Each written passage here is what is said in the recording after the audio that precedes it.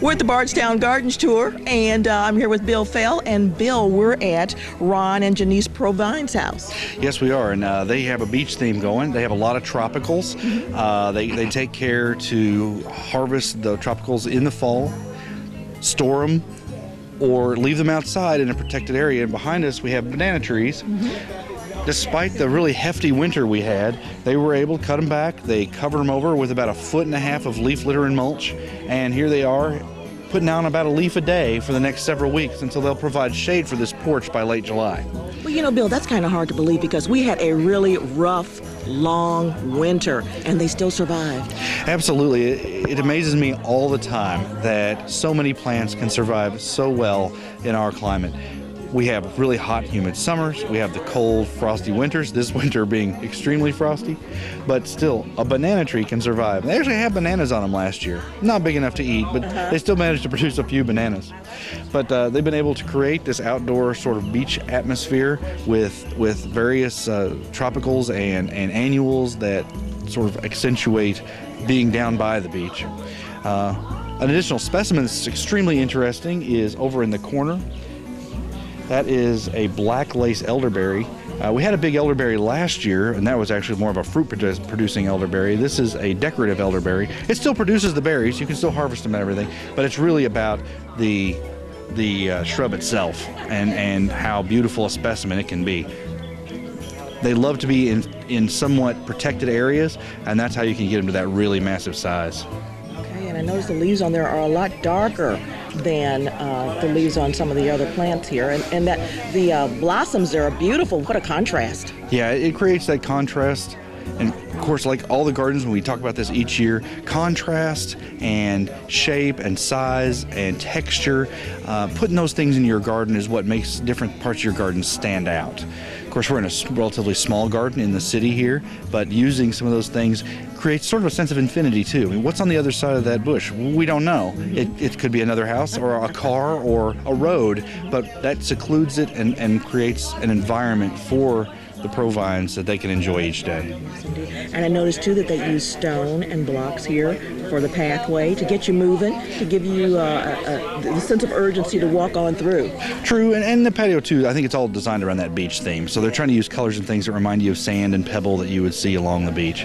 And I think they've done a great job of it. Yes, they have. They did some other things too, like the plates there with the beachy colors in them, to add that little color of the beach too, to remind you of the color of the ocean and the sun and all that. Absolutely.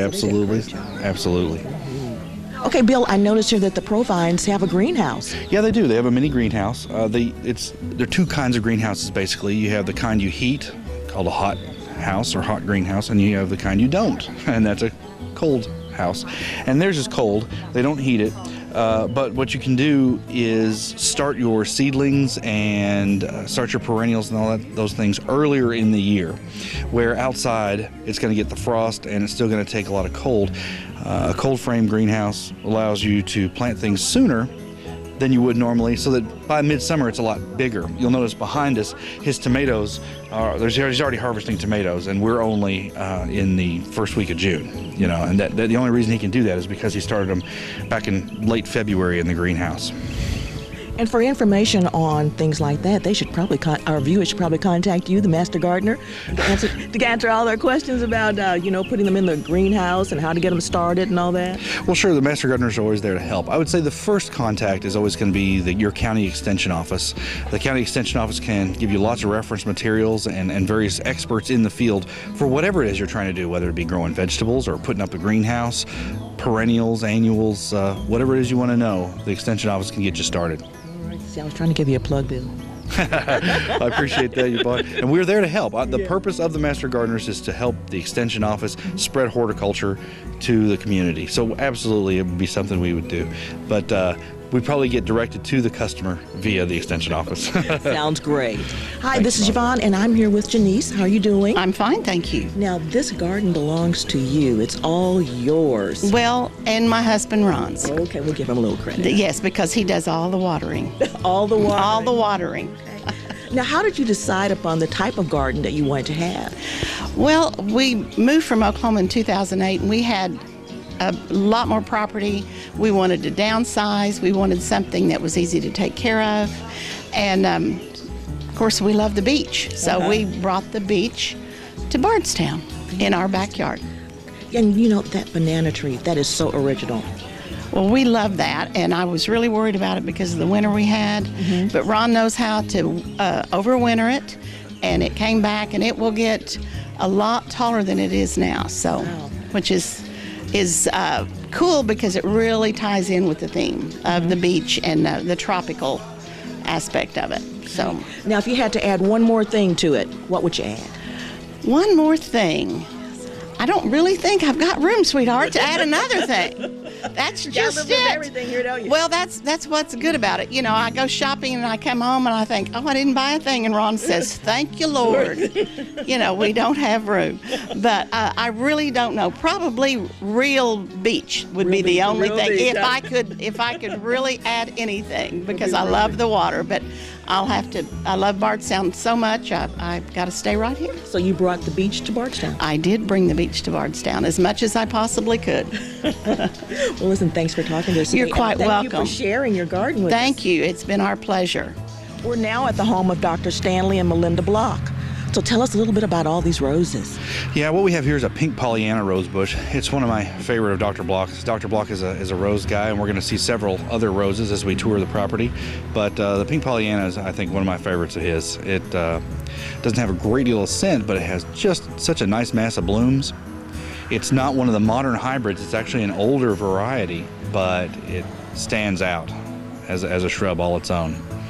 The Blocks have been here over 30 years, and they've done a tremendous amount to the entire lot. As you can see here, we've got kind of a terraced set of beds using rock and brick for mulch.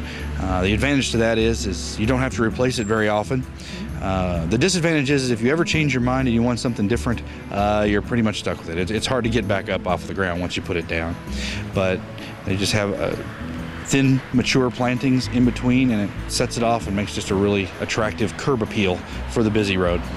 Now, you know, roses are beautiful, and they come up every year, and they add so much color to your yard. Are they very hard to take care of? Well, there's a lot of modern hybrids like the knockout roses that take virtually no care whatsoever.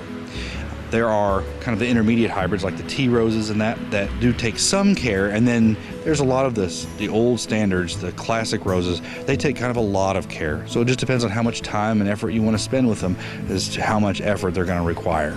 You know, what's one of the major problems with roses? I know some people have a lot of bugs or whatever. Well, roses are edible even to people. So there's no toxins in a rose. So there's a lot of different varmints and critters. Voles will eat the roots. Insects eat the leaves and the flowers. But there's also a lot of diseases. We have a very humid climate, and when it gets hot and humid in the summer, that's not really a rose's favorite place. You think of roses as being a flower of England, where it's cooler. It's humid there too, but not as hot. So the cooler temperatures are really more favorable to roses. When we get the hot and humid, they pick up a lot of different diseases, funguses and molds that ultimately damage or destroy the plant. Okay. Now, a little earlier we talked about the harsh winter that we had, and these roses came back. Yeah, that's true. Now, roses can handle quite a bit of cold. Now, there's different ways to handle roses depending on their individual sensitivity to cold. There are many people who will cut the rose back almost to the ground, and there are some people who call it Minnesota method, where you would dig a trench next to the rose bush and lay the canes down into the trench, cover it over, and then just bring it back out the following spring. Okay, so we've come around the back of Dr. Block's property, and the front of the back is this terraced landscape. He's got several different hydrangeas and roses, and this is where most of his roses are located. As I mentioned before, he's a big fan of roses, but he's also a big fan of hydrangeas. Another month from now, those are going to be full of some huge blooms, but we're a little early for that yet. You do have one or two that have come out a little bit. Really still, too early for big blooms. Let's go on up the hill here, because there's something spectacular I've got to show you. Okay, Bill, you were absolutely right. This is a surprise. Yeah, so Dr. Block has an in-ground pool, and next to it, all the way around the pool, he has multiple tropical plants. And to keep those tropical plants alive, some of them reaching 6 or 7 feet, he stacks them next to the pool and then pulls forward his retractable greenhouse. The greenhouse actually rolls out over the pool, doors shut. And then the warmth of the pool and just the sun coming through the greenhouse keeps his tropicals warm and happy all winter long. So actually, fantastic feature for any garden. Yes, indeed. That's so creative. It is, and it doubles up, and it allows the pool to stay a little warmer. It makes it usable a lot longer. It keeps tropicals in a way that's really hard to keep any other way. It makes it just a wonderful spot to go to just about year round. I guess so. And this wonderful pool too. Get in there and cool off a little bit after you finished your gardening work for the day. Yeah, that's absolutely. Hey, maybe at the end of the tour he'll let us come back with our trunks, huh? Oh, these are beautiful. All different colors here in pots, so that they are movable. To That's move right. these around, so that makes it pretty great too. Yeah, you'll notice even some of the heaviest pots all have wheels underneath them, so you can just roll them right to where they need to go in the winter. Yeah. Yes, indeed. Wow. Well, this is one of those that looks so comfortable with all the greenery and the shade. I know he has different patio covers here for you, so you can come out and get some shade and enjoy the water and the plants. That's true, and he even planted some of these trees. There's only 2 trees on the entire property that weren't planted by the blocks. So all the trees you see were planned to be where they are, so they would provide shade in the future. And now the shade's arrived, and they get to enjoy it. This is gorgeous. I think so too, Yvonne.